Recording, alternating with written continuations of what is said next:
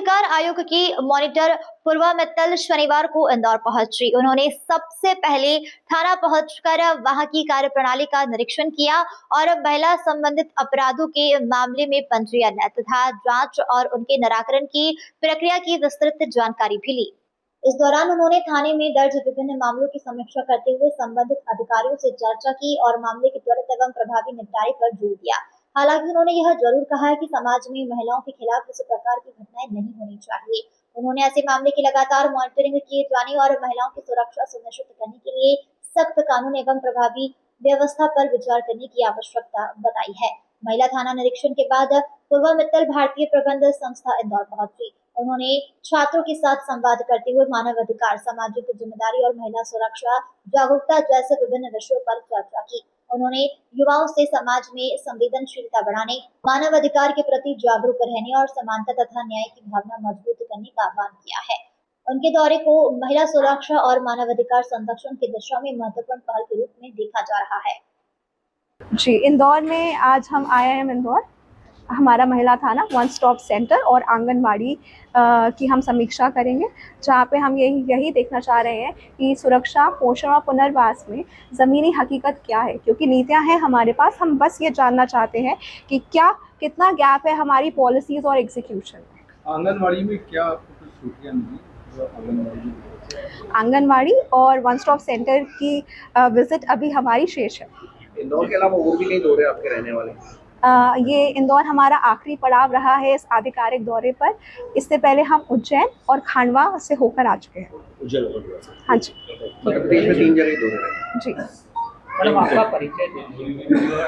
हमारा नाम है डॉक्टर पूर्वा मित्तल, विशेष मॉनिटर महिला और दिव्यांग, नेशनल ह्यूमन राइट्स कमीशन। तो सिर्फ महिला थाने के बारे में बोलना, या आज हमारी दिन भर की जो विजिट्स हैं, तो ये महिला थाना, फिर जितना जिस एक्टिविटीज के लिए आप जो भी पहले अपन महिला थाना और फिर आप जिसके लिए इंदौर आए हैं। अच्छा, मैं आप इंदौर आए हैं कि आपके साथ आपकी बात है और अभी फिलहाल आपने महिला थाने का निरीक्षण किया? नमस्कार, हमारा नाम है डॉक्टर पूर्वा मित्तल। हम मानव अधिकार आयोग की तरफ से यहाँ एक आधिकारिक विजिट पर हैं, जहाँ अभी हम शोभा जी के साथ हैं, जिन्होंने हमें महिला थाने के बारे में विस्तृत जानकारी दी है। हम यहाँ ये समझने आए थे कि महिलाएं और दिव्यांगों के प्रति जितने भी अपराध हो रहे हैं, उनके विषय में क्या कोई लंबित केसेस यहाँ पर हैं और किस प्रकार से उन लोगों की सुनवाई की जा रही है। तो शोभा जी ने हमें पूर्ण तरीके से आश्वासन दिया है कि काम यहाँ किस प्रकार चल रहा है।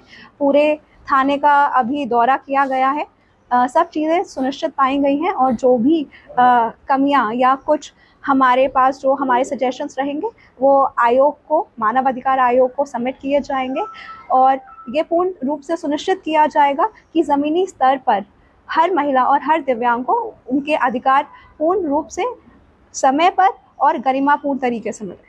कुछ खामियां आपको नजर आई रिकॉर्ड्स पे, आपने देखी? क्या कुछ लगता है कि आपको यहाँ पे बदलाव की जरूरत है, या कुछ आपको लगता है कि शायद यहाँ पे ये चूक हो रही है, कमी है? अगर ऐसा भी हमें जो कुछ भी मिला है, ये हमारी रिपोर्ट में लिखा जाएगा। ये अभी हम इस प्रकार से ऐसे कैमरा पर नहीं बताएंगे, और अगर कुछ है, ऐसा भी है, तो शोभा जी ने पूर्ण रूप से सुनिश्चित किया है कि कहाँ हम अपनी तरफ से वो प्रयासरत है और किस प्रकार से वो कार्य कर रहे हैं।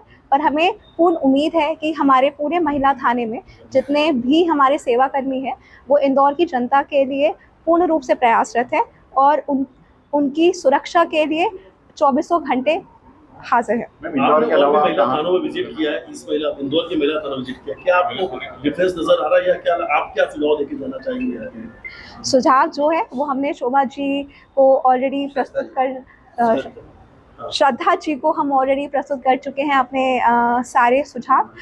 बस थोड़ा एक्सेसिबिलिटी का हमें लगा, जैसे कि यहाँ पे रैंप नहीं है, तो उन्होंने बताया क्योंकि ये एक पुरानी बिल्डिंग है, उस वजह से कुछ कमियां हैं यहाँ पे।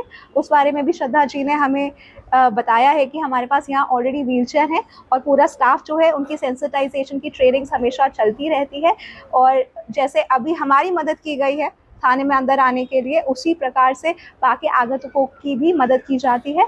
और अगर ज़रूरत पड़ती है तो बाहर बैठकर भी, अगर किसी को चलने में ज़्यादा दिक्कत है या कोई नेत्रहीन है या कोई मुख बधिर आगंतुक है, उनके लिए भी उनके पास सारे रिसोर्सेज हैं।